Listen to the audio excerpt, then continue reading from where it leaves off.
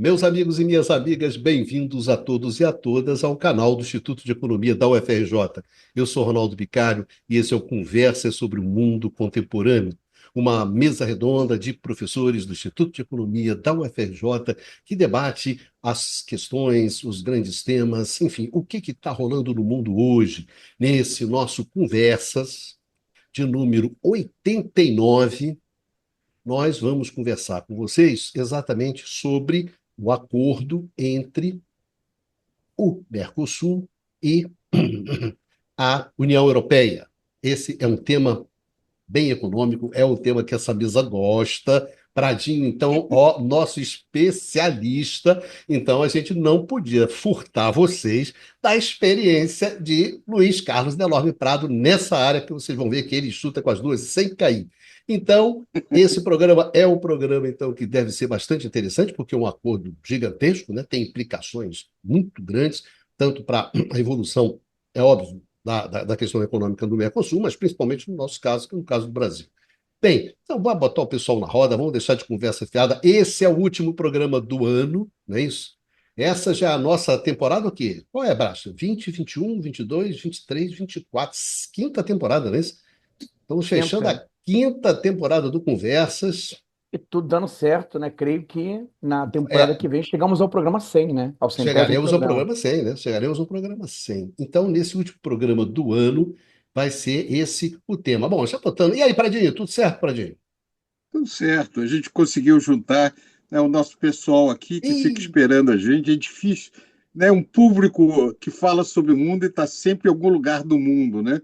Ora o Bastian, perdido em algum canto da Europa, depois o Numa, cada um vai parar num canto e é difícil a gente coordenar. Mas, de qualquer maneira, é um prazer estar aqui e discutir esse assunto. Vamos ver se a gente consegue fazer a ligação desse tema com outras questões que estão acontecendo no mundo contemporâneo.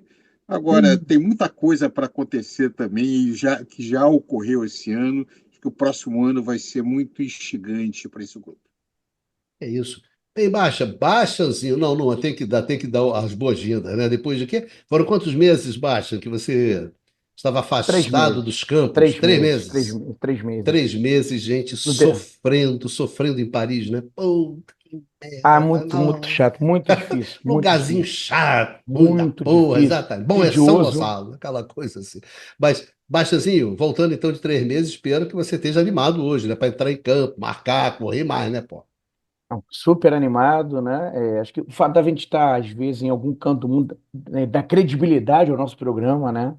É, Mas não, hoje exatamente. eu tô animado, né? Mas como, claro, para fazer figuração, né? Porque a gente discutindo, quer dizer, o Mercosul, a negociação com a União Europeia, em muitos momentos o nosso Pradinho, né? Chegou inclusive a participar de reuniões, etc. Aqui temos a história É, viva, né? A história vivida, negociação.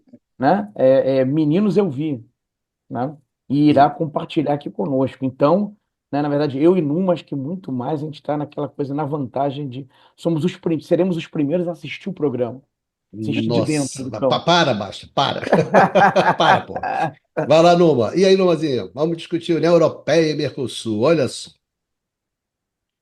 Sim, Ricardo. Bom, depois desse exercício de falsa humildade do professor Bastian, né, eu quero dizer que realmente hoje é o dia do nosso professor Prado brilhar. Tá? Olha só, para dos caras hoje, estou a fim de tascar você, não tá mole, né? Então, olha Agora a só, gente tem Baixazinho. que ver se ele aguenta a pressão, né? Se ele Tá aguenta a toda a pressão, pressão em é cima o nível de dele. cobrança, o nível de exigência é muito grande. Então a gente tem aqui, pelo Mercosul, desse lado do ringue, né? A gente tem Luiz Carlos Delorme Prado para defender os interesses do Mercosul. E depois aquele nosso, como diz a galera nos comentários, aquele nosso eurocêntrico, que é o Numan, não é isso? Defendendo né? Defendendo a União Defendendo os interesses da Europeia. França, né? Da França, etc. E eu embaixo aqui para apartar, não é isso, Baixa? A gente já fica só de aqui se apartando e nada mais. É isso aí, gente. Vamos lá trabalhar. Lembrando que vocês podem ouvir esse programa na forma de podcast no canal IE-UFRJ. Então, ali, se você acha que é mais adequado, né, para o seu dia a dia, ao invés de sentar na frente do computador e ficar vendo a gente, ficar só ouvindo enquanto você lava a roupa, enfim, toca a vida, dá aquela corridinha, para manter a sua forma física, está lá no podcast Canal IE-UFRJ. Você encontra todos os programas do canal, inclusive o Conversas. Pradinho, olha a expectativa nos caras. O cara bate, né? Ele vai bater a falta. Atenção, senhoras e senhores. Vamos ver como esse homem Agora, vai bater. Pô. Bicalho, eu não sei se você se lembra que nós fizemos, na época não havia o Conversas ainda, em 2019, mas eu dei na época até um depoimento sobre o anúncio feito em 2019 de um acordo com a União Europeia. Né? Foi Na no, época era o governo. foi no Era o Crises, governo. né? O Crises, um programa que a gente tinha. Era um programa de entrevistas que você tocava. Na época você chamou e eu fiz um pouco um comentário, porque naquela época havia, primeiro, a negociação que o Brasil tinha feito era muito ruim, tinha feito muitas concessões e mesmo assim não tinha chegado a nenhum acordo relevante. A grande diferença é que agora tem um desenho de um acordo é, não chega a ser um acordo de livre comércio completo, são acordos de preferências, de tarifas preferenciais. Eu acho importante explicar para quem está nos ouvindo a diferença entre os diversos tipos de acordo. A, o tipo de acordo mais simples que tem são acordos onde você tem relações preferenciais com redução de determinados tipos de tarifa, caminhando para uma área de livre comércio. Esse acordo é isso, basicamente se ele, no decorrer do tempo, ele vai caminhar para uma área de livre comércio. Um tipo de integração mais profunda é a União Alfandegária, que é o que seria o Mercosul. Você tem tarifa externa comum e tem tarifa zero no seu interior. O Mercosul, na verdade, é uma área, é uma união alfandegária incompleta, porque tem várias exceções, tem uma série de coisas associadas a isso. E a forma de integração mais profunda é o que a União Europeia tem, que é um mercado comum e uma união monetária, né? O mercado comum você pode ter um mercado comum sem união monetária. A união monetária seria o tipo de integração mais profundo dentro desse setor. Então, de qualquer maneira, é, a- é uma, é um tipo de acordo importante, mas também tem que se levar em conta que ele não é tão profundo como parece, muitas vezes, como sugere a imprensa. Além disso, quando nós analisamos os objetivos desse acordo, o que nós estamos efetivamente colocando e os problemas associados a isso, a, a grande dificuldade é o seguinte: a, o Mercosul vem, ao longo das últimas décadas, perdendo importância do ponto de vista da indústria manufatureira, enquanto aumenta a importância na área agrícola, e em especial no caso brasileiro. O Brasil é hoje se não o mais, um dos dois ou três mais importantes exportadores de produtos agrícolas do mundo. Então, a capacidade que o Brasil tem de concorrer com a agricultura de qualquer país industrial avançado, daquilo que ele faz, porque tem alguns produtos que não é possível, que tem a ver com características climáticas, é muito grande. No caso da Europa, os países cuja o interesse no comércio com o Mercosul é principalmente a indústria. Vamos pegar o caso da Alemanha. A Alemanha tem muito interesse nesse acordo, embora a Alemanha tenha também uma agricultura que vai perder nesse processo, mas o Brasil é um destino muito importante de investimentos alemães, Você tem empresas como Siemens, AEG, Volkswagen, uma infinidade de empresas alemãs no Brasil, a, também de exportação de produtos. O Brasil é um destino de exportação de automóveis alemães, de exportação de máquinas também da Alemanha para o Brasil, etc. Então, a França, no entanto, tem vários produtos. A França também tem um mercado importante, o potencial no Brasil de produtos de manufaturas. Por outro lado, a questão agrícola na França tem um papel político, uma influência política muito grande. Aí o Numa, obviamente, pode falar muito melhor do que eu, ele pode até explicar um pouquinho as características desse setor. E, certamente, ao concorrer com o Mercosul, vai ter problemas. Agora, veja, não faz sentido, como aparecia no acordo, tal como está sendo colocado em 2019, onde o Mercosul se abria para a importação de produtos manufaturados da União Europeia, mas a União Europeia se fechava para a exportação de produtos agrícolas brasileiros. Do Mercosul geral, argentinos, uruguaios, etc. Né? Então, era uma situação, era um tipo muito desequilibrado de situação. É claro que não vai dar tempo, nem é o objetivo desse programa, fazer uma longa exposição das características desse acordo. Mas o que foi divulgado até agora, é, aqui no Brasil, que não é completo, o Numa depois me passou muito mais dados, porque a União Europeia divulgou mais coisas do que o Mercosul até agora divulgou do acordo. Mas tem alguns elementos interessantes. Por exemplo, compras governamentais, que era sempre uma coisa de muita dificuldade dos países do Mercosul abrir. Por quê? Porque compras governamentais têm um papel importante na política industrial. Se você permite que empresas europeias participem das compras do governo do Brasil, da Argentina, etc., sem nenhum tipo de consideração para os interesses domésticos, você pode ainda esvaziar mais ainda as possibilidades de recuperação da indústria, desenvolvimento tecnológico, etc.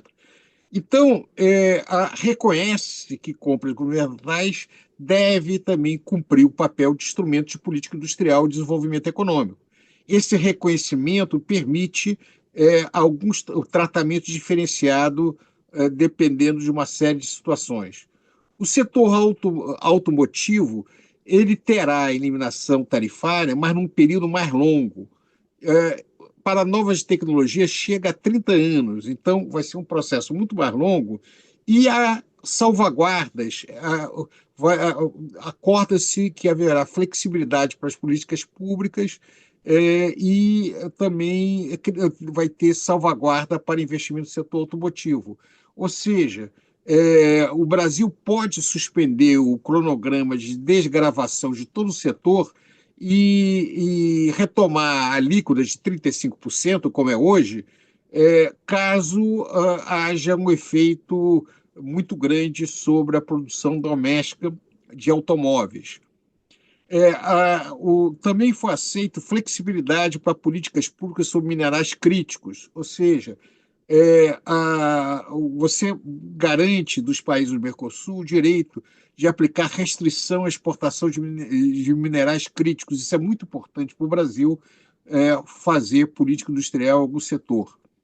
Tem a possibilidade de criação de um mecanismo de reequilíbrio do acordo para evitar que medidas unilaterais complementem concessões comerciais negociadas. Ou seja, isso é uma proteção muito grande contra uma estratégia comum na Europa de criar leis domésticas que, na prática, acaba gerando restrições a determinados benefícios trazidos para o Mercosul na questão bilateral. Mas também abre possibilidade da Europa questionar algumas medidas no Brasil e em determinados setores que possam afetar o equilíbrio de algumas situações europeus.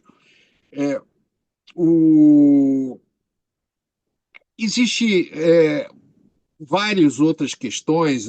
A parte de comércio de bens vai ter uma liberalização tarifária razoável, mas quando você pega as cotas, ainda vão manter cota, por exemplo, de carne bovina, a cota é relativamente baixa, não é muito maior do que o Brasil já exporta para a região. Carne de aves também, há ainda uma restrição que é um pouco complicado. O suco de laranja, o Brasil é disparado o maior produtor mundial de suco de laranja, é altamente competitivo, vai haver uma desgravação de 7 a 10 anos e, e certamente o Brasil vai ganhar muito com isso daí. Tem também toda uma política de liberalização na área de bebidas, né? Espero isso vai ter um impacto positivo, queijo, manteiga, e frutas, o Brasil vai poder aumentar muito a exportação de frutas para a Europa. E há várias medidas de salvaguardas e também de facilitação do comércio. Quer dizer, esse é um acordo extremamente complexo. Até ele depende ainda da aprovação dos diversos governos, parlamentos nacionais. Ele está em processo de tradução para as línguas europeias todas. O acordo foi originalmente negociado em inglês. É um processo delicado e complexo para ele efetivamente ser posto em prática. Tem alguns mecanismos que vão permitir que, quando um país ratifique o acordo, mesmo que ele não tenha sido ratificado por todos, ele já entre em vigor bilateralmente. Tem algumas coisas bem interessantes que foram propostas. Mas nós temos que ver o que vai acontecer adiante. O que importa, vamos sair dessas coisas muito técnicas e vamos chamar atenção para o que importa, é o impacto político dessa situação. A Europa ela está em vias de ser muito pressionada pelos Estados Unidos. Em função da política americana, a Europa abriu mão de mercados, deixou de importar energia barata da Rússia, vem se apresentando, criando também, seguindo os Estados Unidos, tentativa de conter a China, que é um imenso mercado para os produtos europeus. Ora, se a Europa quer reduzir a sua dependência da China, se afasta da Rússia e os Estados Unidos bloqueiam, ela corre para onde? Quer dizer, a América Latina e a América do Sul é certamente a região mais dinâmica, porque quando você pega a América Latina inteira, tem a América Central, que não é tão importante do seu ponto de vista econômico. O México é integrado profundamente nos Estados Unidos, né? Tem os outros países da América do Sul, Colômbia é importante, a Venezuela, a crise interminável. O Mercosul é onde realmente dá para sair alguma coisa. Desculpa, Luiz Carlos, só um parêntese, em um momento que a Europa perde influência na África, em particular a França. A França está perdendo e vai perder mais daqui por diante com a entrada da China e uma política mais assertiva da Rússia. Então, é natural que a América do Sul é um espaço razoável para aumentar a participação, e é mutuamente interessante, porque também para a região, é claro, interessa negociar com a China, mas não interessa se jogar de braços abertos na China, né? Até pela posição geopolítica e também pelos problemas associados a isso. Se nós quisermos desenvolver a nossa indústria, nós temos que ter alternativas, e o Cone Sul ele pode ser um país, um link entre dois blocos. Na medida em que os blocos estão se firmando, né, a Eurásia, China, Rússia, Irã, do seu ponto de vista geopolítico, e, por outro lado, Europa e Estados Unidos, a África é, obviamente, um espaço de disputa, mas nós temos vocação para funcionarmos como nódulo nesses dois espaços. Então, pragmatismo é o nosso negócio. Então, a meu ver, a grande qualidade da política externa do governo Lula, porque quem puxou essa negociação claramente foi o Lula, né? O Milei, que é o outro grande coisa, jogou contra o tempo todo, né? Nós vimos aí a fotografia dele com a cara de poucos amigos na assinatura do acordo. Isso foi mais ou menos empurrado para ele, porque a visão de mundo do Milei, a Argentina não devia estar em acordo, deveria estar fora do Mercosul, deveria operar como em acordo com os Estados Unidos, que provavelmente não ia topar de qualquer maneira, mas uma postura típica liberal. Então, isso quem puxou é o governo brasileiro. E o governo brasileiro está buscando esse nicho de sobrevivência, de como é que ele vai ficar num mundo muito mais hostil, né? A hostilidade dos dois blocos, fragilidade doméstica que nós temos, né? Com toda uma sociedade tão dividida como a nossa, né? Recém-saída de ameaça de golpe, muito dependente da liderança do presidente, da liderança do Lula. Então, é um cenário delicado.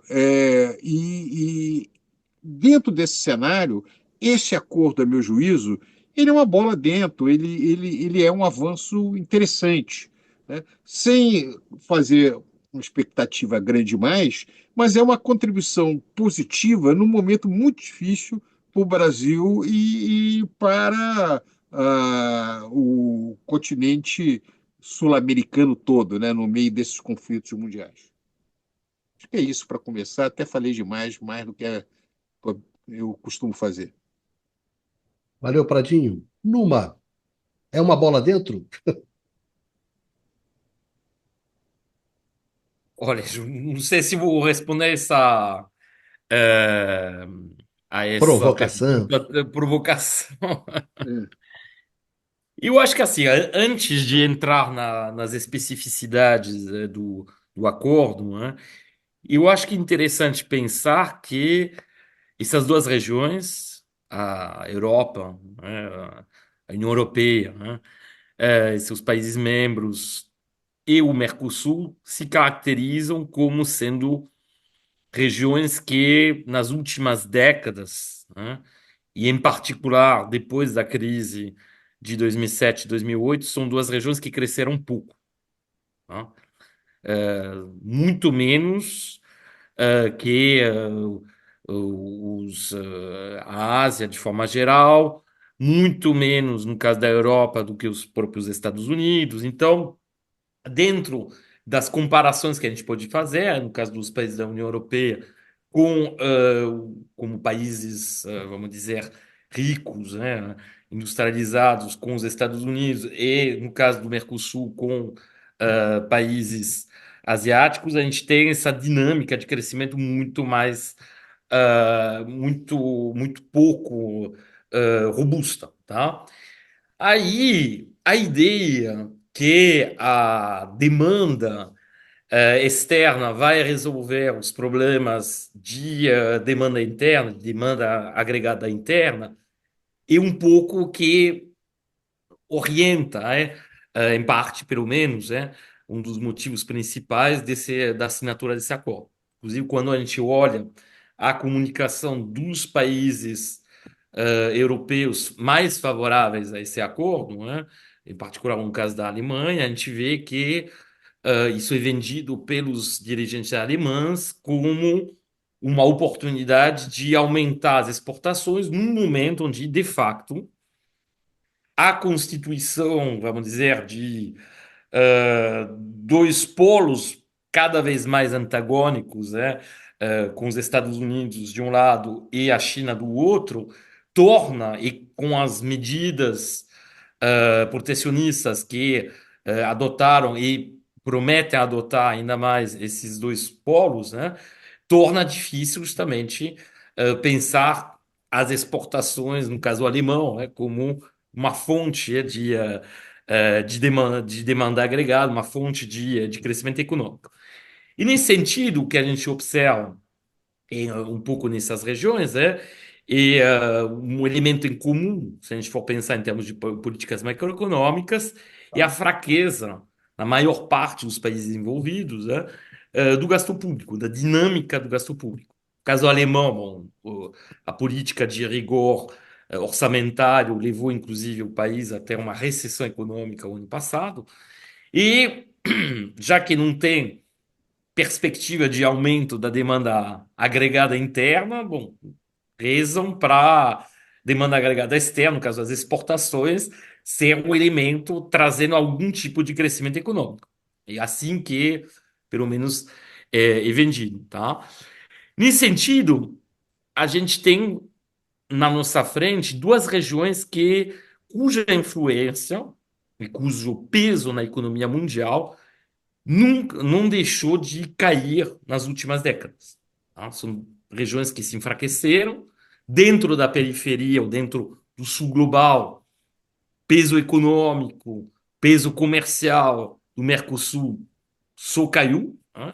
Particularmente frente ao peso das economias asiáticas. E, como já frisamos programas anteriores, também o peso dos países da União Europeia só caiu em relação ao peso econômico dos Estados Unidos. Então, podemos dizer que são dois perdedores, dois losers, das últimas décadas que tentam, meio desesperadamente, se juntar para ter pensar em alguma dinâmica, de crescimento econômico por conta desses intercâmbios comerciais, por conta dos fluxos comerciais. Obviamente que esse acordo não vai resolver os problemas de crescimento que as duas regiões têm, tá? Então, isso já, eu acho que isso é uma certeza que podemos ter. Aí, então, uma vez estabelecido esse grande modelo, de fato, estamos também frente a duas regiões que, particularmente no caso da Europa, que ficam meio isoladas dentro dessa polarização da economia mundial, dominado de um lado pelos Estados Unidos e do outro pela China. Tá? Dentro do sul global, mesmo se, do ponto de vista uh, vamos dizer, diplomático, o Brasil continua exercendo certa influência, foi um dos países fundadores dos BRICS, e um país cuja voz, obviamente, é muito menos forte do que a China, do que a Índia, e até, bom, dependendo dos critérios que forem usados, da Rússia, tá? Então, estamos de uma espécie de periferia, entre aspas, do sul global, tá? Da mesma forma, se a gente for pensar nos países centrais, usando a terminologia CEPALI, do estruturalismo latino-americano, a Europa ocidental, e mais especificamente a União Europeia, e também uma região cuja importância econômica, geopolítica, como já foi sublinhado com a perda de influência, por exemplo, no espaço africano, é cada vez menor. Tá? Então, a meu ver, nas celebrações que a gente podia observar nos países membros do Mercosul, uma parte, pelo menos, dos países membros da União Europeia, alguma forma de encontrar, enfim, alguma tentativa, de reencontrar alguma dinâmica, vamos dizer, de influência a nível internacional. O desprezo total com o qual esse acordo é tratado, inclusive quando a gente for olhar mesmo a própria imprensa, americana, o a quase ausência de comentário, pelo menos do que eu pude observar por parte da China, mostra que esses países consideram que não é exatamente um evento muito relevante, tá? Em termos de equilíbrios da economia ou do comércio internacional. Tá? Então, queria primeiro fazer essas observações, que são talvez um pouco deprimentes, mas que acho que, infelizmente, correspondem à realidade do peso que tem essas duas regiões hoje em dia na economia e no comércio internacional. Mais especificamente, quando a gente examina um acordo comercial, tem várias formas de olhar. Tá? Poderíamos comentar detalhadamente as cláusulas, os anexos desse acordo, seria bastante tedioso, e, de qualquer forma, teríamos que entrar vamos dizer, nas especificidades de cada setor envolvido. Não são muitos, seria sem fim. Então, o que podemos traçar são elementos de resposta a uma pergunta muito simples, que é a seguinte: quem vai se beneficiar com esse acordo? Quem vai se beneficiar do lado do Mercosul? E quando a gente fala quem vai se beneficiar, os setores vão se beneficiariam, pelo menos, né? Vamos usar o condicional. E da mesma forma, do lado da União Europeia, quais países acham que vão se beneficiar, quais setores na União Europeia acham também que vão se beneficiar, e a gente já vai ver que o quadro é, como já foi colocado pelo Luiz Carlos, é bastante complexo. Tá? O acordo, na verdade, ele precisa, do lado da União Europeia, ser ratificado através de procedimentos muito complexos. Tá? Primeira questão que é envolvida é esse acordo é um acordo comercial, na verdade, um acordo de cooperação. Se for considerado um acordo de cooperação, aí precisa da unanimidade dos membros da União Europeia na votação no Conselho Europeu para ser adotado.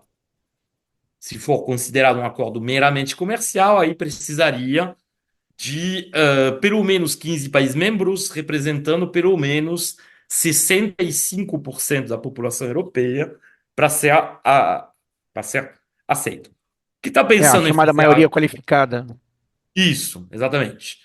O que está pensando em fazer a Comissão Europeia, porque tem elementos de cooperação, então já juridicamente já está certo que se for preservado como um bloco, vamos dizer, coeso, não é? O acordo, ele automaticamente é considerado como um acordo de cooperação, porque como tem elementos ambientais envolvidos, bom.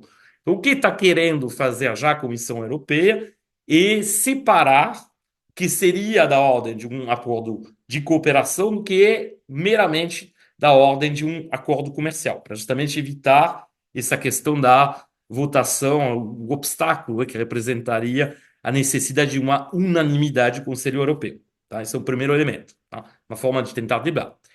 Aí que a gente entra a questão de quais países acham que vão se beneficiar.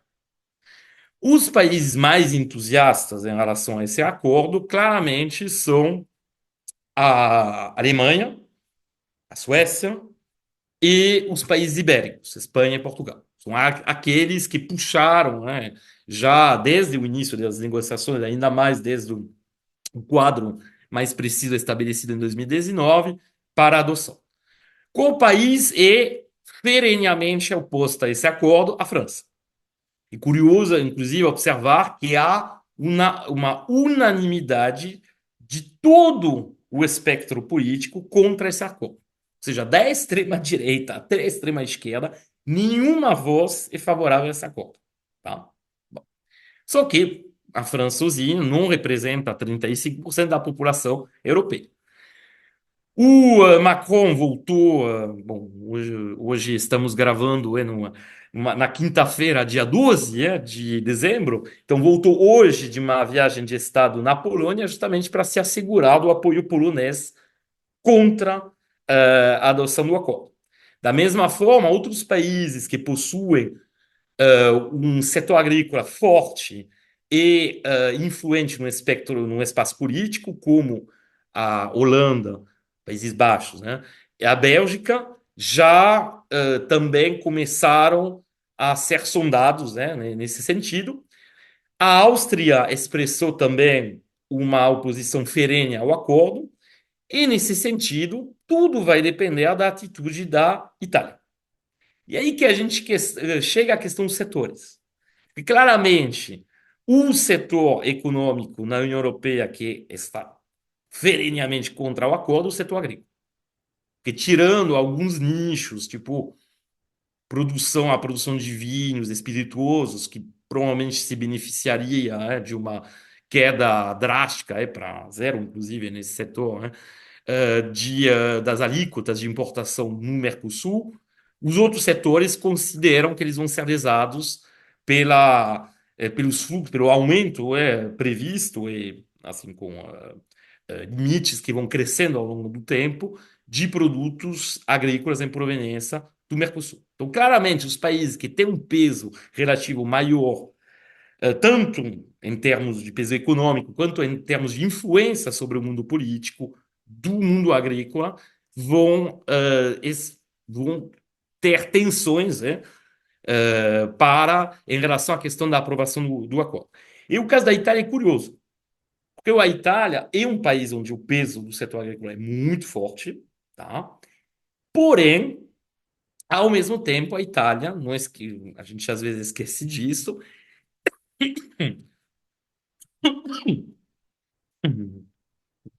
peço desculpa, a Itália é a segunda potência industrial da União Europeia, responsável por 18% da produção industrial europeia, um pouco atrás, obviamente, da Alemanha, mas na frente, por exemplo, da França. Tá? E, nesse sentido, a posição italiana, por enquanto, é muito ambígua. E aí a gente chega aos setores que, obviamente, são favoráveis a esse acordo do lado europeu, que vão ser os setores industriais, que consideram que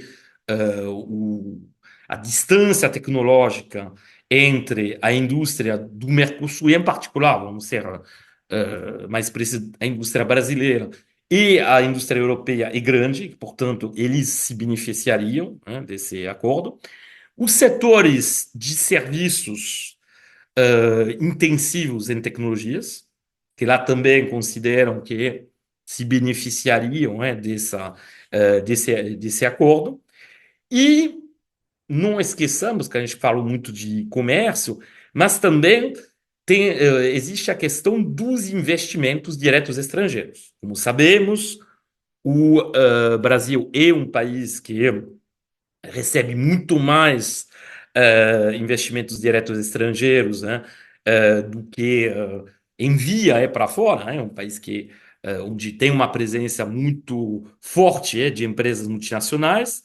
As empresas na União Europeia representam mais ou menos 50% do estoque de investimento direto estrangeiro no Brasil, e a ideia é que seja reforçada essa presença e que mecanismos, vamos dizer, jurídicos permitam, por exemplo, que em caso de conflito, que isso é uma questão sempre muito importante no caso da assinatura desses acordos, a resolução desses conflitos seja realizada em função de critérios e em instâncias que seriam mais favoráveis, né, a, aos investidores europeus. Portanto, se a gente for olhar do lado agora do Mercosul, que seja mais desfavorável ao Mercosul. Tá? No caso do Mercosul, bom, o setor, aí o efeito espelho, um setor que, obviamente, se beneficiaria a priori mais desse acordo, seria o setor agrícola, e de forma mais geral, na verdade, o setor primário como um todo, porque não podemos esquecer a parte de mineração, que a priori se beneficiaria do acordo, enquanto, no caso do setor industrial, as coisas são já mais complexas. Porque tudo bem, como você entrar em detalhes, tem um período de transição que é previsto, que vai ser, dependendo do setor, uma transição longa. Se a gente for pegar o caso do setor automobilístico, a gente está falando de 2 ou 3 décadas em função do tipo de produção, que sejam autopeças ou, por exemplo, veículos elétricos, etc. Então, não é que de um dia para outro vão cair as barreiras tarifárias que existem atualmente, e que protegem particularmente a indústria automobilística brasileira, mas, bom, a perspectiva seria essa. Então, mesmo se alguns defendem a ideia que o acordo com o Mercosul permitiria, de repente, um upgrade tecnológico, e basicamente tinha sido também vendido, entre aspas, na época da abertura, na década de 90. Bom, isso não é necessariamente garantido. Porque se você não tiver, e aí que a gente entra de novo numa característica desses acordos em si, eles não significam tanto. O importante são as políticas econômicas, e no caso, se a gente for falar de indústria, é a política industrial que você vai praticar. Se você não faz política industrial, infelizmente, os países do Mercosul fazem pouco, né? No caso do Paraguai não tem nada quase, né? Tirando o acordo automotivo, mas do qual beneficia pouco o Paraguai. No caso argentino, mesma coisa, né? A política industrial tem sido muito reduzida no seu alcance e, infelizmente, também no caso brasileiro, bastante reduzida. Então, se você continuar numa perspectiva de política indústria muito tímida, a, a perspectiva, nesse caso, com o desaparecimento da proteção do mercado brasileiro em certos setores, né, seria uma desindustrialização ainda maior do Brasil. Tá? Essa, portanto, uh, de novo, o acordo em si ele pode acelerar um processo que, infelizmente, tem acontecido nas últimas décadas, mesmo sim, teve tentativas, de restabelecer algum tipo de política industrial na década de 2000. Elas têm sido relativamente tímidas, e se a gente for pegar o período mais recente, mesmo com o governo atual, elas são muito tímidas. Tá? Então, de fato, se um dia, se você chegar, vamos imaginar que você, o acordo é aplicado, que você chega a um momento onde realmente desaparecem quase todas as alíquotas, tirando o caso de compras públicas, né, alguns setores ligados, por exemplo, ao setor de saúde, né? Bom, a tendência seria num- talvez num desaparecimento, mas vamos dizer um enfraquecimento ainda maior que atualmente do setor industrial, porque a concorrência chinesa vai continuar, tá? Não vai, não vai desaparecer, né? Por conta desse acordo. Então, as perspectivas nesse sentido para o setor industrial brasileiro são relativamente sombrias. Da mesma forma, no caso dos serviços qualificados, a gente pode emitir algumas dúvidas quanto à capacidade dos países do Mercosul e do Brasil em particular de resistir à concorrência europeia. Tá?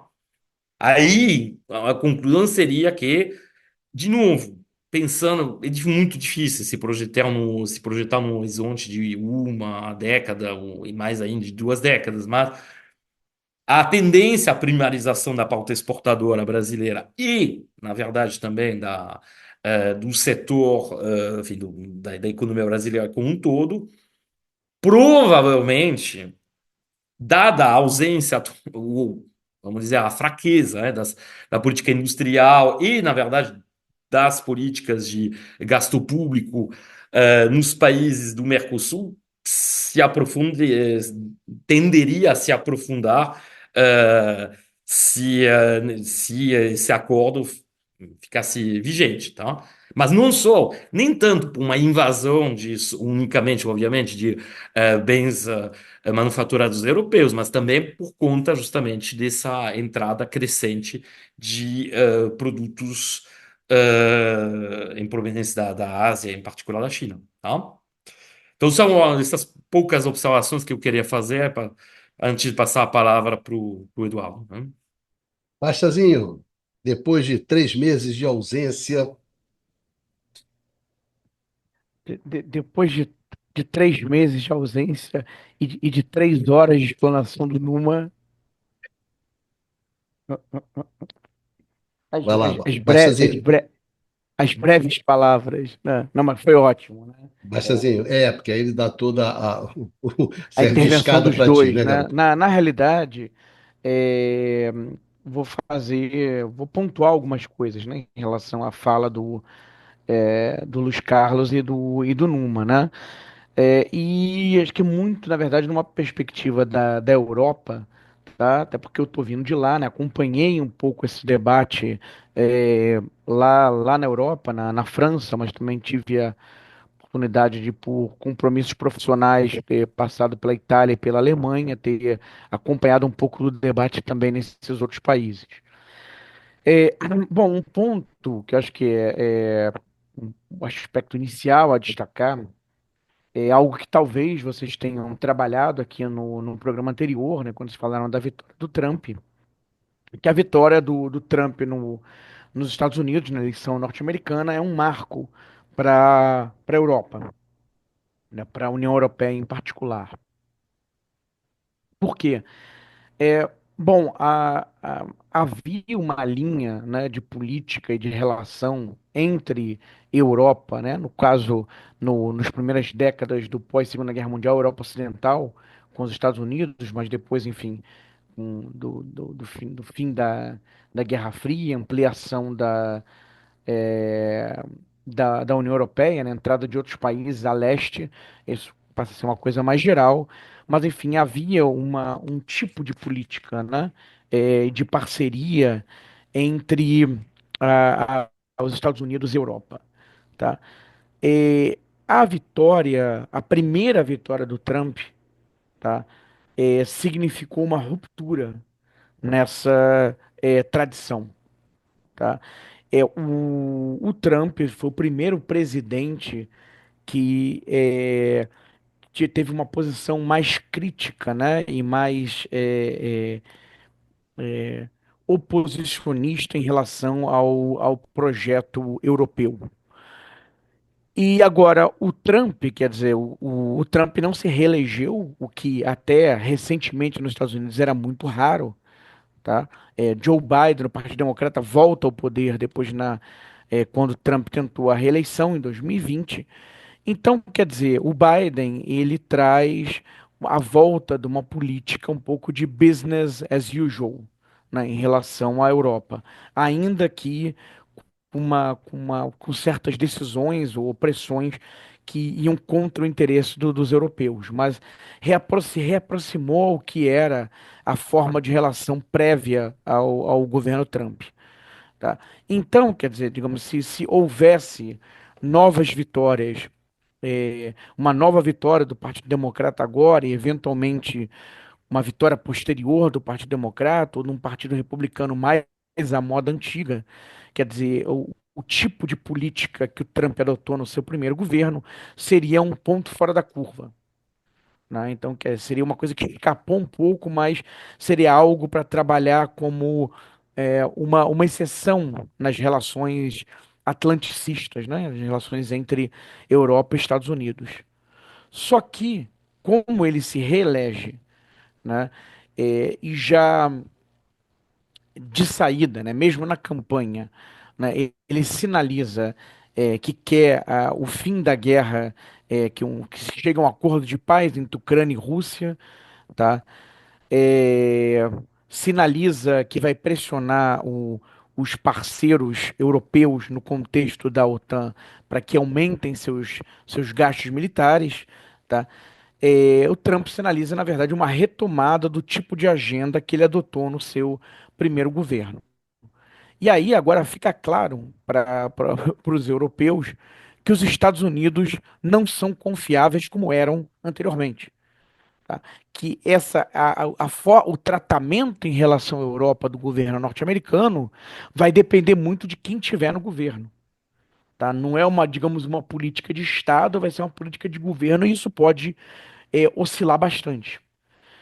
Tá? E isso provocou na Europa um grande burburinho, né? Uma reação imediata, tá? Em primeiro lugar, com uma preocupação do ponto de vista da segurança, da política de defesa, né? De não poder mais contar, né, com certeza com o apoio norte-americano e com os gastos norte-americanos do ponto de vista da segurança do continente, e ter que pensar, portanto, de maneira mais seriamente, ter que pensar mais seriamente na construção de uma política europeia de defesa.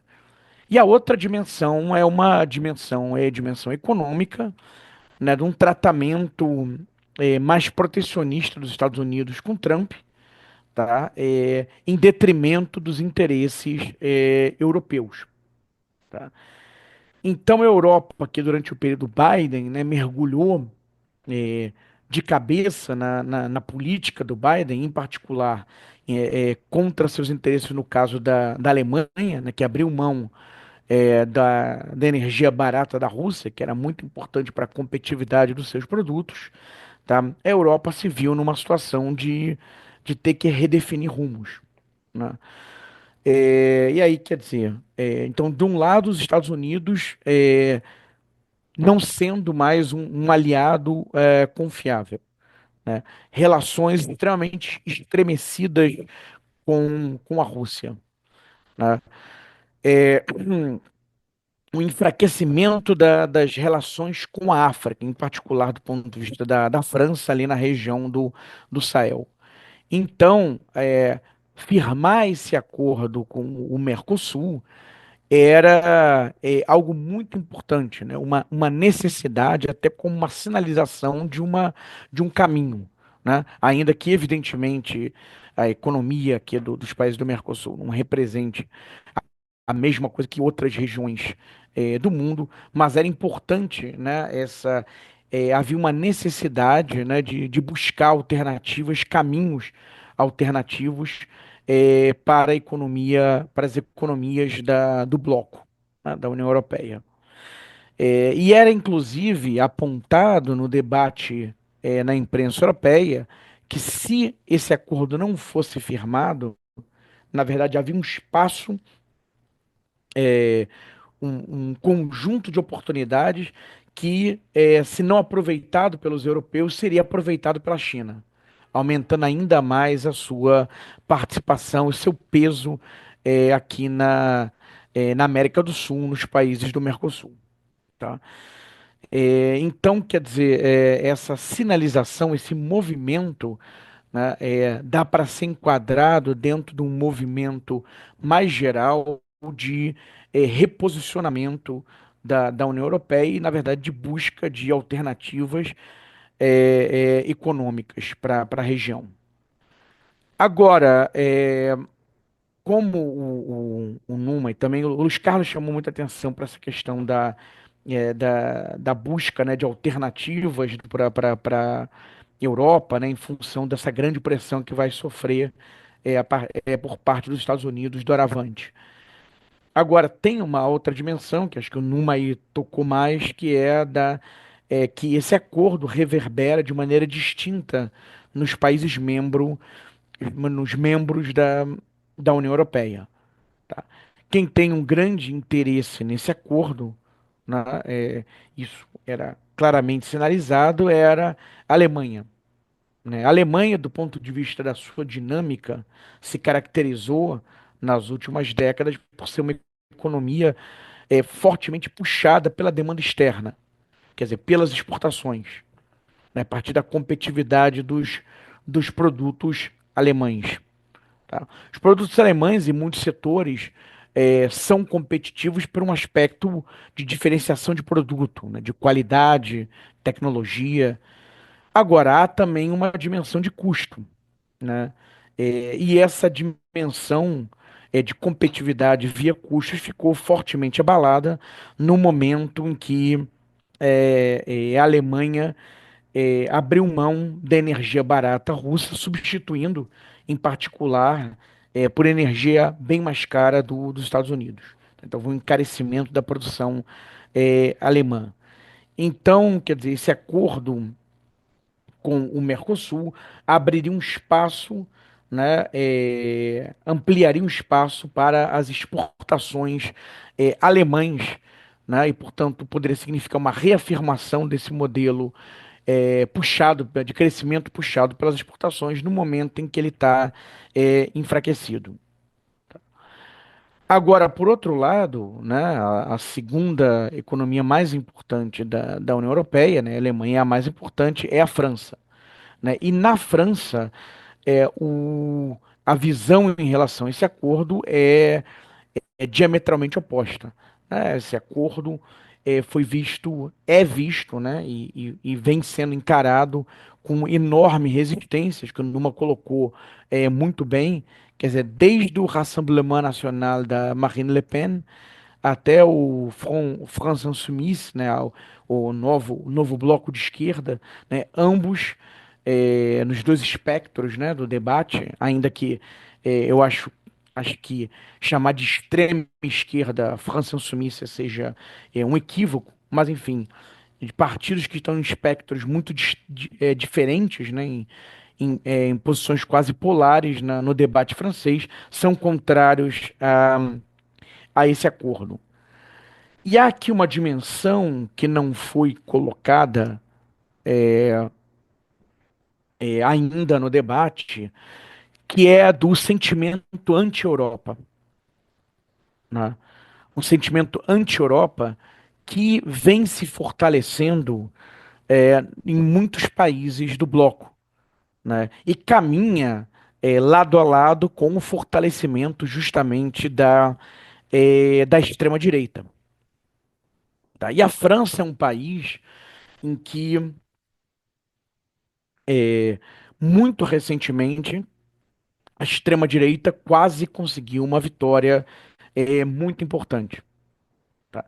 Então, há uma preocupação dos impactos econômicos desse acordo, principalmente na agricultura francesa, tá? No campo francês, e de como isso poderia influenciar as próximas eleições presidenciais no país. Tá? Com um fortalecimento ainda maior, quiçá uma vitória do Rassemblement Nacional. Quer dizer, esse tipo de.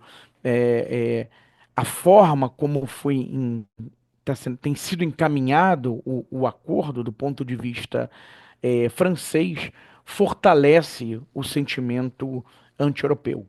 Tá? Porque o que se fala, o que se falou no debate na França, se falou muito num déficit democrático, né? Quer dizer, num déficit democrático. Disso está sendo passado, desse acordo está sendo passado goela abaixo, né, em relação aos interesses da França, que é a segunda principal economia do bloco. Está reforçando um sentimento crítico em relação ao projeto europeu que já existe na França, mas também em outros países da União Europeia. Tá? Então, quer dizer, afinal de contas, qual é a accountability, né, da União Europeia? Tá? Como é que fica essa questão, né? O que que afinal é a Europa, a União Europeia, né? E quais são os interesses do bloco, os interesses dos seus países membros, né? Em particular, em relação àquilo que o Numa observou, da maneira como a Comissão Europeia está tentando passar esse acordo como um acordo comercial e não um acordo de cooperação, e também no fato de que existe hoje uma crise política na França, tá? E a Ursula von der Leyen aproveitou esse momento para avançar, tá? Esse momento de crise na França aproveitou para avançar esse acordo União Europeia-Mercosul. Agora, o termo, e aí com isso eu vou encerrar, a ideia de déficit democrático tem sido debatida na França, não apenas, né, e mais recentemente, no âmbito dessa discussão do, do acordo, desse acordo Mercosul-União Europeia, mas também do ponto de vista da esquerda francesa, tá? O debate do déficit democrático se coloca em relação às posições do atual presidente Emmanuel Macron, né? Que no ano passado passou na marra, goela abaixo, a reforma da Previdência. Tá? E agora, diante de uma fortíssima articulação da esquerda nessas últimas eleições, ele ignorou a vitória da esquerda e formou e indicou um primeiro-ministro, né, recusou o nome para primeiro-ministro que o grupo vencedor tinha inicialmente sugerido. Tá? Então, quando você pega esses dois eventos, isso gera, na verdade, uma situação de desalento, né?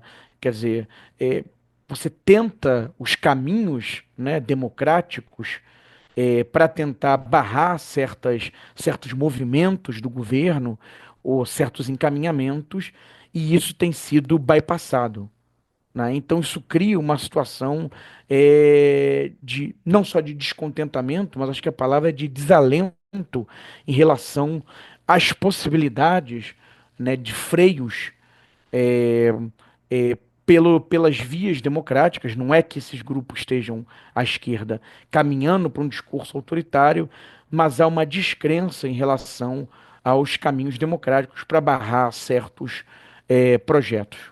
Tá? Então são essas as primeiras colocações que eu gostaria de fazer no âmbito do debate de hoje. Pradinho,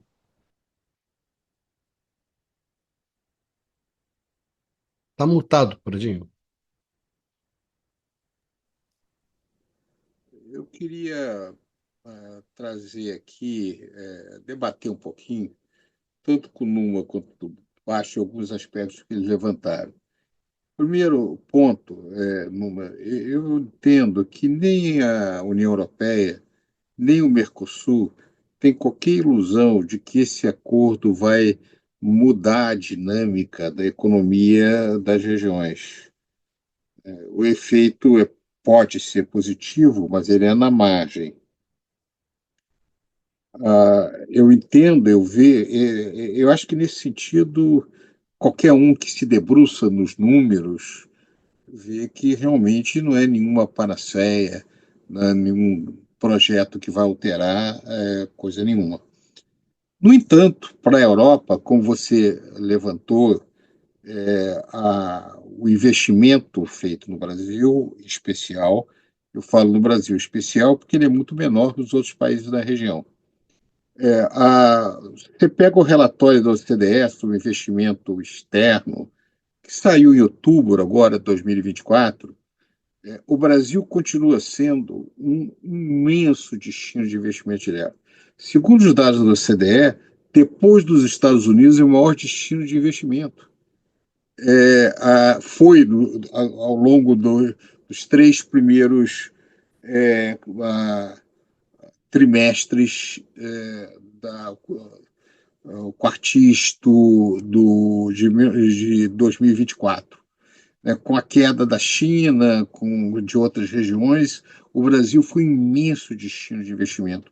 E, como você mesmo diz, a metade desse investimento é a Europa. Então, quando você pega os investimentos da Europa, são, em primeiro lugar, para os Estados Unidos e, em segundo lugar, para o Brasil. Uma observação, Luiz Carlos, para reforçar sua colocação, e num contexto onde provavelmente tudo indica que os Estados Unidos vão se tornar um destino de investimento cada vez mais complicado em termos de Pois é, mas então definição a justamente de importância. setores estratégicos protegidos.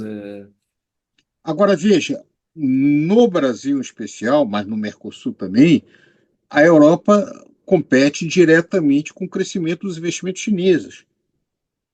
E entra, inclusive, tem um detalhe que é importantíssimo: a margem de preferência em compras governamentais, que é fundamental no momento em que a China vem aumentando a presença em infraestrutura no Brasil.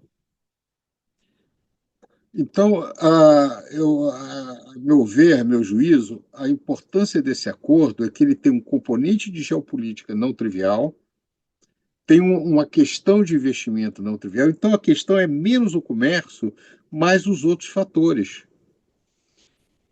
Eu concordo com você da ideia de que, nos seus respectivos patamares, a Europa e a América do Sul são perdedores. Em comparação com a Ásia, nós crescemos menos, e, em comparação com os Estados Unidos, a Europa vem crescendo menos, não tenha dúvida. Mas tem uma diferença grande entre esses dois, entre essas duas situações. Enquanto a Europa, de certa forma, se contenta numa posição de uma aliança estratégica, quase uma subordinação com os Estados Unidos, apesar de todos os problemas da sociedade da região, há um sentimento de insatisfação com isso. Isso é particularmente verdadeiro no Brasil, mas na Argentina também há, embora a Argentina tenha essa oscilação gigantesca, né? Ora amor e ora ódio profundo, com referência aos Estados Unidos e agora está no momento de adesão integral. Mas, então, o Brasil, nesse sentido, com exceção, obviamente, do governo Temer, o Bolsonaro, que é uma excrescência, uma coisa muito fora da curva, mas, em geral, a política externa é muito mais uma política de Estado do que de governo, no sentido que há variações, mas, basicamente, a posição, em especial do Brasil, é manter-se com uma relativa independência dentro desse cenário. E quando você colocou, eu tenho visto muito a posição, que a influência do Brasil nos BRICS, ela se reduziu, etc. Vamos com calma. O BRICS começa e o papel do Brasil é fundamental, em especial do Lula nesse processo. O que ocorre é que, neste momento, o interesse da Rússia e o interesse e da China não é completamente convergente com o interesse do Brasil, em função desse acirramento dos blocos dentro desse cenário. O Brasil teve um problema também, um certo azar histórico, que foi o Milei foi eleito no momento em que a Argentina, inclusive, deveria ter entrado nos BRICS. O bloco Brasil-Argentina nos BRICS ia criar uma força também de desenvolver um papel maior dos BRICS no Cone Sul. Mas demos azar. Isso se deu no momento em que sobe essa figura patética que é o Milei. Então, isso dificultou a estratégia, as margens de manobra do governo brasileiro se reduziram dentro desse contexto. Agora, o BRICS, em contrapartida, se fosse um bloco asiático, é uma coisa. Se ele pretende ser um bloco, como é desde a origem internacional, o papel da África do Sul e do Brasil é absolutamente essencial. Porque isso é que diferencia dos blocos meramente euroasiáticos, aquele tratado de Xangai, aqueles acordos específicos, né? A meu ver, a visão mais nuançada dessas posições do Brasil nos BRICS tem sido muito prejudicada por uma série de analistas que vêm trabalhando com a questão do BRICS como se fosse uma espécie de jogo de fla-flu, de um lado contra o outro, BRICS versus Ocidente. É muito mais complicado. O bloco ocidental, apesar da liderança americana, ele tem bandos de problemas, a posição do Reino Unido é diferente da União Europeia, dentro da União Europeia, a posição dos países da Europa Central é diferente da Europa Ocidental, tem uma série de questões aí, também a posição da Itália distinta, etc. E também, por outro lado, na Ásia há muitas diferenças também.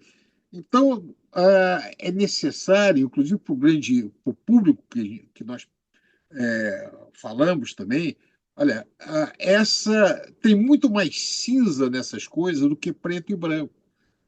Né? Se a gente enfatiza muito preto e branco, a narrativa fica muito interessante, até de aposta de quem vai levar vantagem, etc., mas muito menos rica na sua complexidade.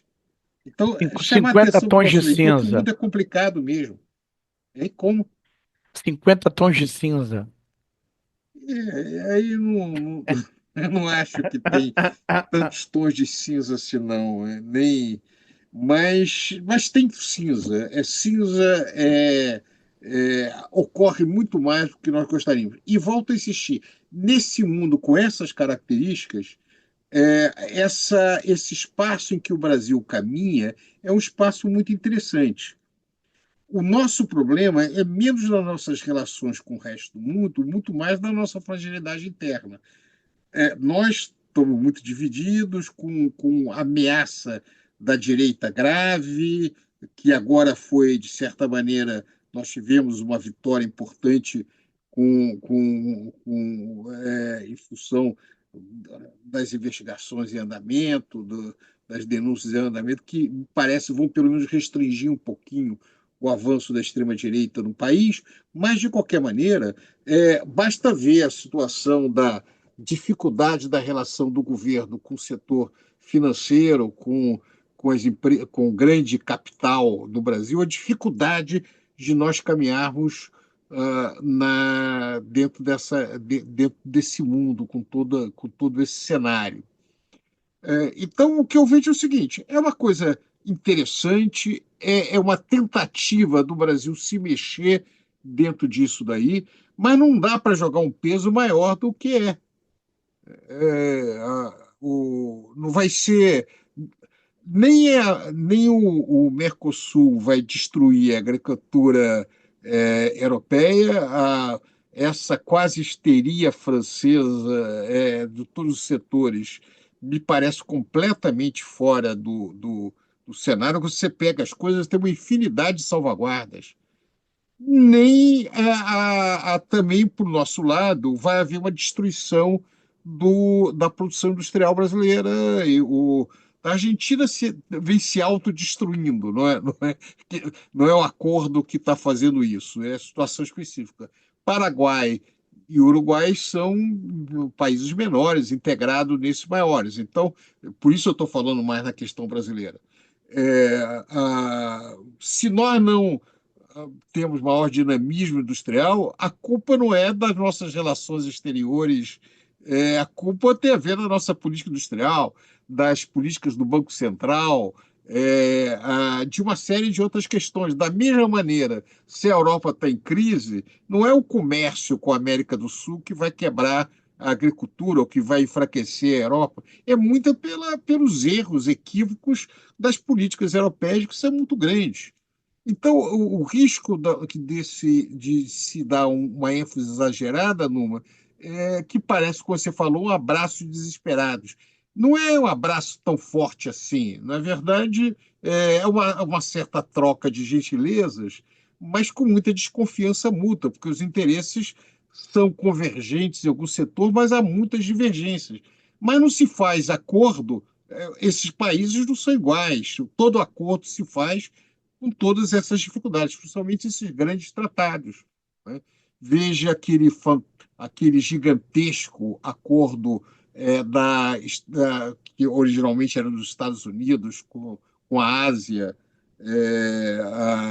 que acabou tendo um impacto muito menor do que se esperava. É isso mesmo, né? Agora, é um ganho. É um ganho, você avança, caminha mais um pouquinho, reforça a posição nossa, que nós não somos apenas, ou também não estamos jogando contra o Ocidente completamente, nós temos algum espaço que nos protege um pouco contra a desestabilização, que é um risco que nós temos que nos preparar para correr nesse cenário, e vamos caminhando. Então, depois nós vamos ver o que vai acontecer, se é que vai ser aprovado, vai passar por todas essas fases e vai adiante. Eu não consigo fazer muito mais consideração do que essa para esse acordo, né? Para a natureza desse acordo. Acho que é isso, Ricardo. Numa, quer comentar alguma coisa, Numa? Sim, não acho que em si o acordo seja tão importante. Eu acho que assim o ponto fundamental é que não vai mudar as trajetórias, o aprofundamento de determinadas trajetórias, tanto no caso europeu quanto no caso dos países do Mercosul, tá? Eu acho que tanto os países do Mercosul quanto os países da União Europeia, se não repensarem, por exemplo, o papel do Estado na economia, não retomarem políticas de gasto público, não pararem essas políticas, vamos dizer, suicidas, de uma certa forma, de contenção no gasto público, das quais bom, tivemos múltiplos exemplos comentados em programas anteriores, tanto na Europa quanto no caso dos países do Mercosul, que seja a Argentina, com a política ultraliberal do Milei, ou mais recentemente, até no caso do Brasil, com essas discussões orçamentárias. Obviamente que esses países vão ficar ainda mais relevantes. Então, eles vão continuar nessa trajetória de perda de peso relativo na economia mundial, porque crescem menos, tá? E aí dessa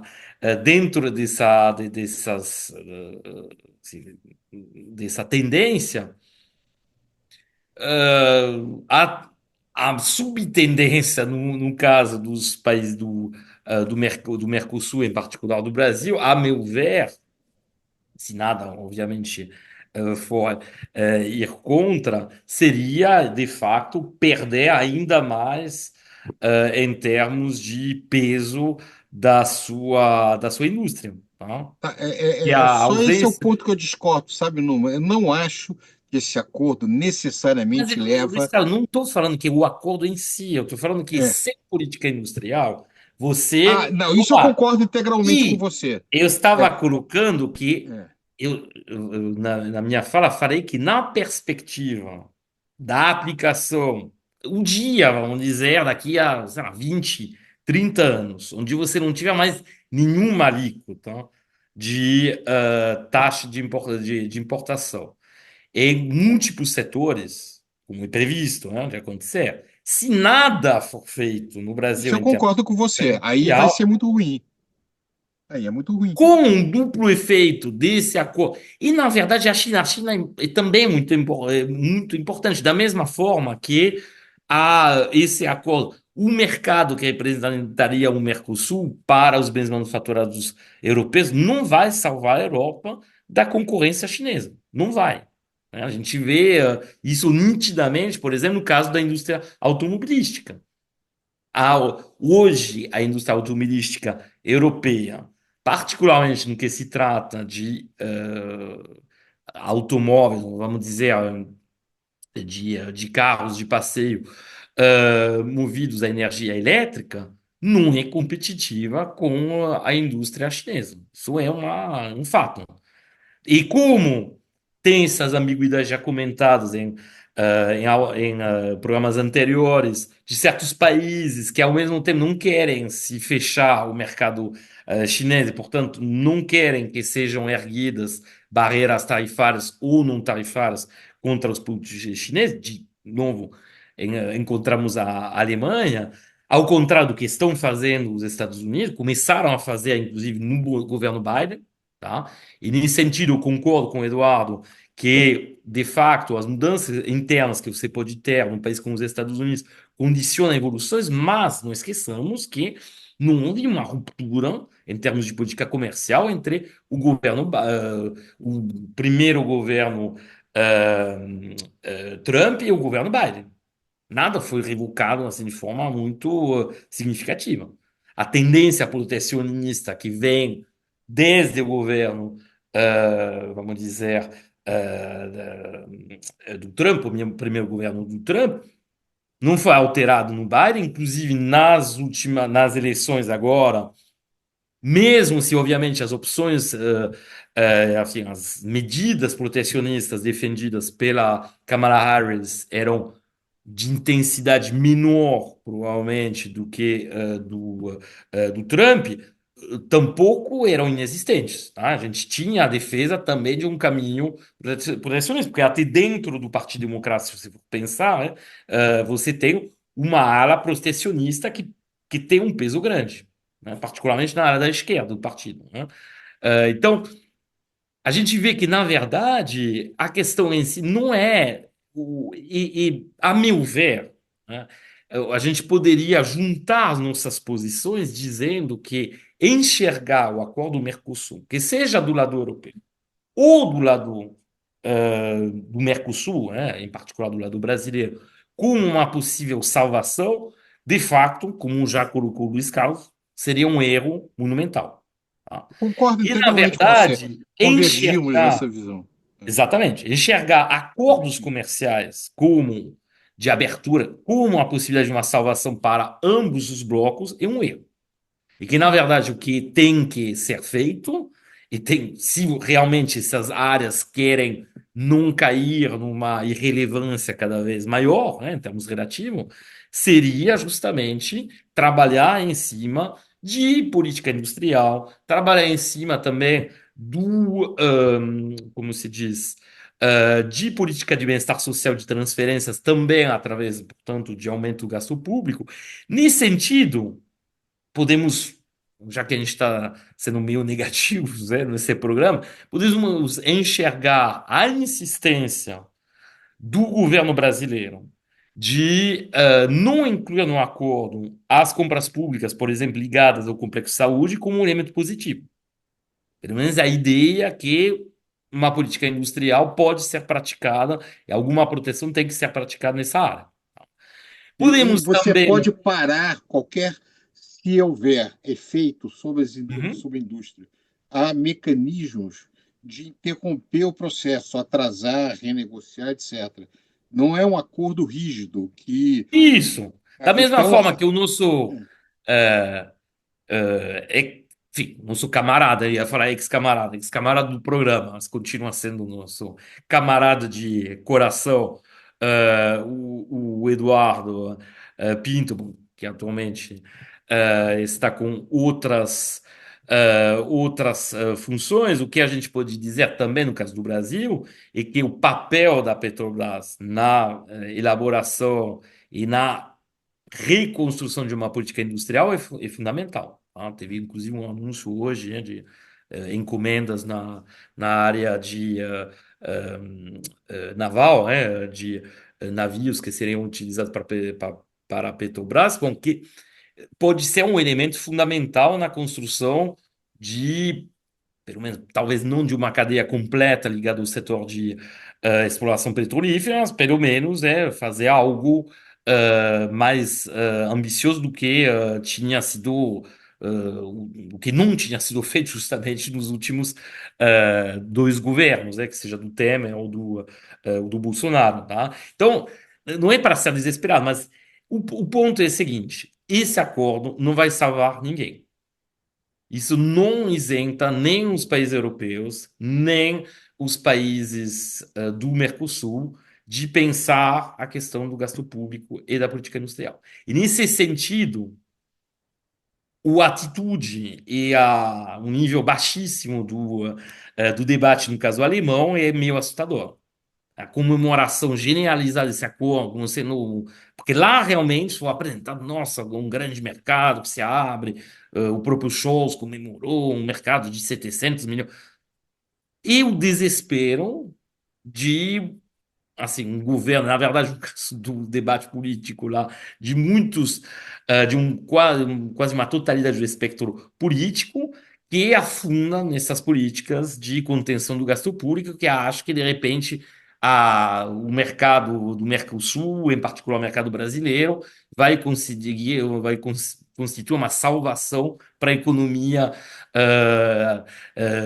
para a economia alemã e que vai substituir mercados externos que estão, assim, na sua maioria, no caso alemão, pouco a pouco diminuindo em termos de dinâmica ou até, bom, em certos casos, com uma queda das exportações alemãs. Isso, a meu ver, é muito preocupante para o futuro da Alemanha. Senhores, acho que já podemos ir encaminhando aqui para o final, né? Adentrando já a sexta-feira, meia-noite, né? Adentrando a sexta-feira, dia 13. Acho que a gente pode ir caminhando o fim aqui, né? Mas, Cezinho, tem alguma coisa para comentar no finalzinho? Alguma coisa aí para colocar nessa empada aí? Tenho sim. Farei breves considerações. Não, olha, o primeiro ponto, não, Numa tem razão que o governo Biden, do ponto de vista de políticas protecionistas, ele acabou significando uma continuidade em relação ao Trump, né? Por exemplo, o Inflation Reduction Act, né?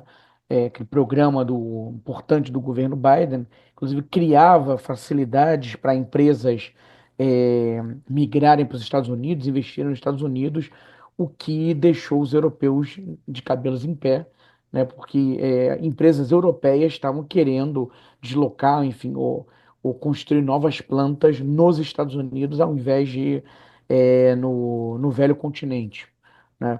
O que me parece, onde realmente parece mais relevante, né, do ponto de vista de uma ruptura em relação à Europa, é do ponto de vista da questão da defesa e da segurança, né? E o tipo de política do Trump em relação à Europa é uma política, digamos, de menos de um aliado, né? é, do que em relação ao que vinha, o que é a tradição da política norte-americana em relação aos europeus, tá?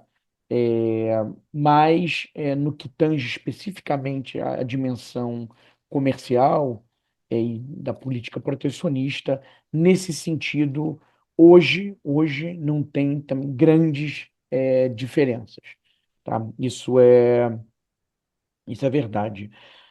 Na Alemanha, estou de acordo com o Numa, né? Quer dizer, o acordo foi anunciado, né? Vem sendo tratado como uma panaceia, tá?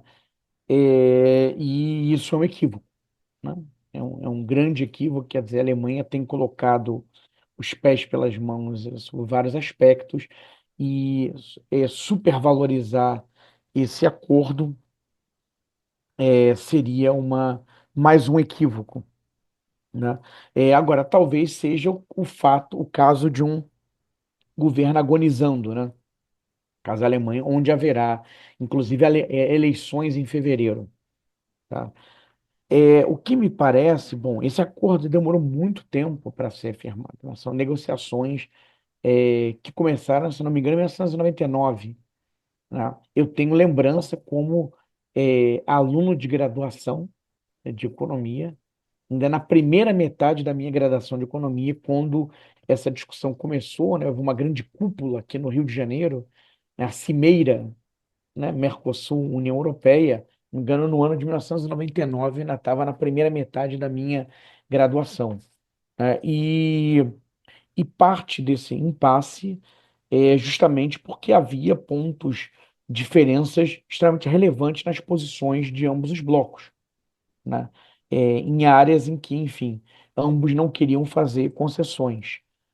E o que me parece preocupante do ponto de vista de sinalização é que, ainda que haja, como o Carlos colocou, com propriedade, salvaguardas, enfim, e mecanismos de proteção que permaneceriam ou poderiam ser acionados, é, o que me parece, talvez mais do ponto de vista simbólico, preocupante, é que seria uma aposta na agroindústria do ponto de vista aqui do Mercosul e aqui em particular no caso do Brasil, né? Quer dizer, onde esse acordo poderia beneficiar mais aqui a economia brasileira seria pelo lado da agroindústria. Então, que isso denotaria uma aposta na agroindústria enquanto motor, digamos, do crescimento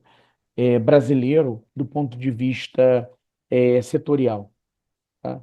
E aí, quer dizer, concordando com os dois,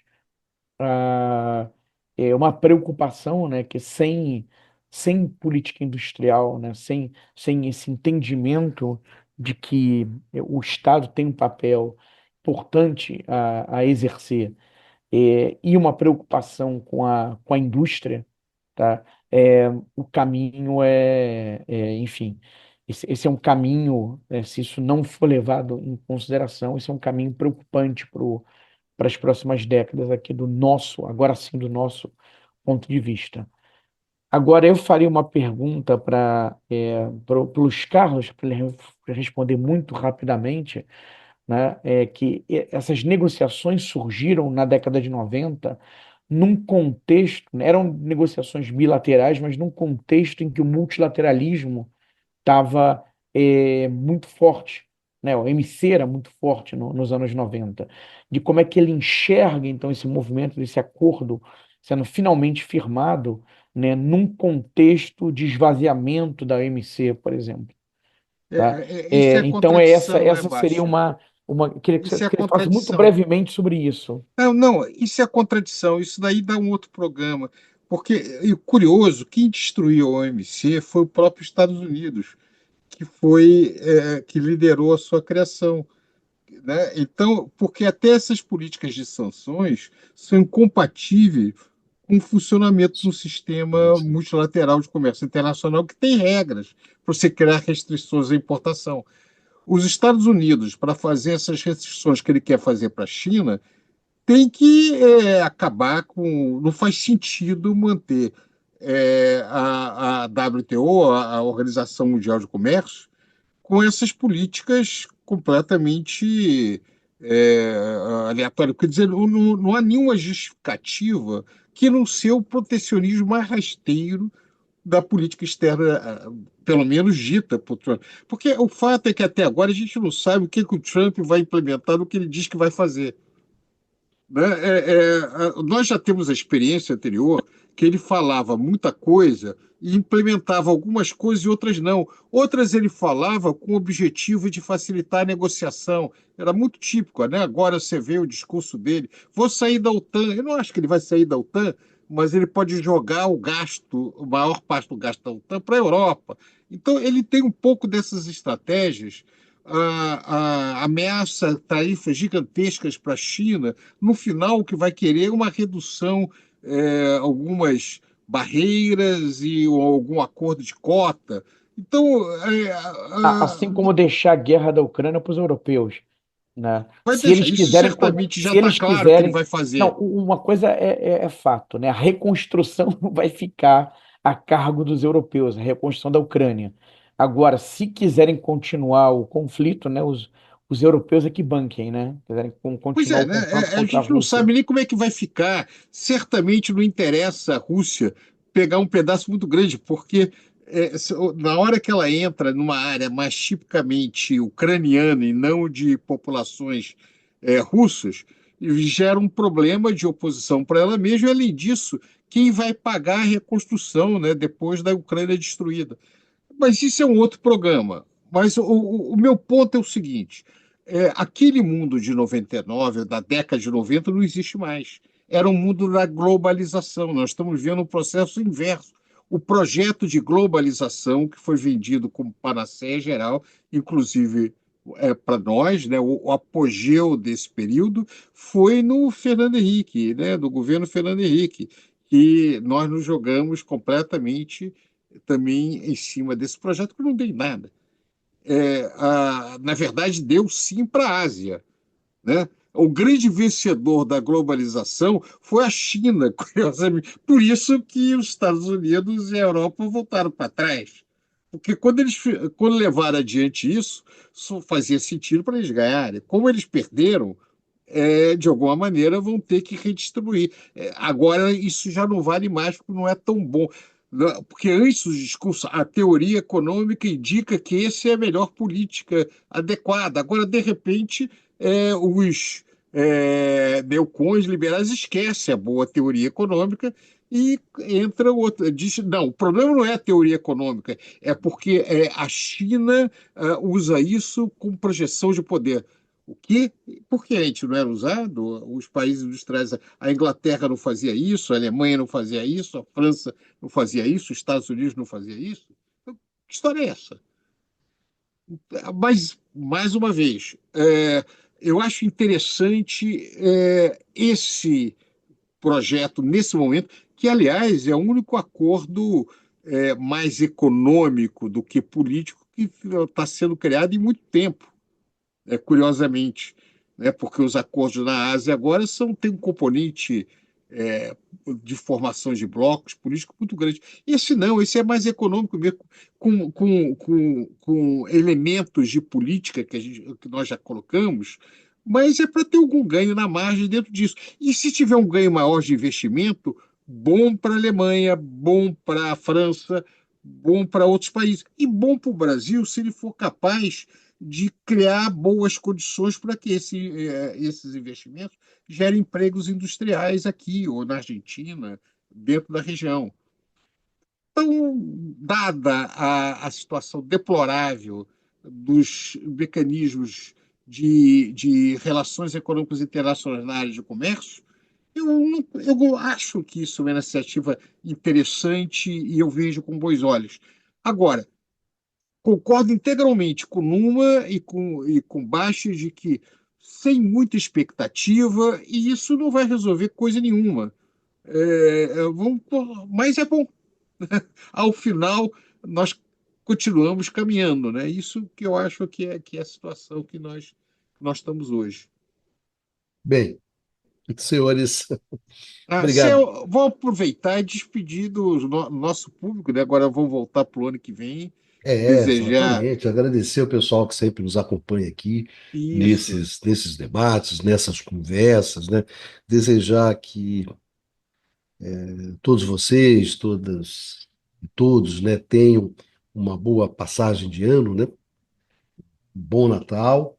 E a gente vai se encontrar aqui no canal do Instituto de Economia da UFRJ no ano que vem, na sexta temporada do Conversas sobre o Mundo Contemporâneo. É isso aí. Um beijo em todos, em todas. Se cuidem Boas e festas. boas festas, né? E, como dizia o velho Saldanha, vida que segue.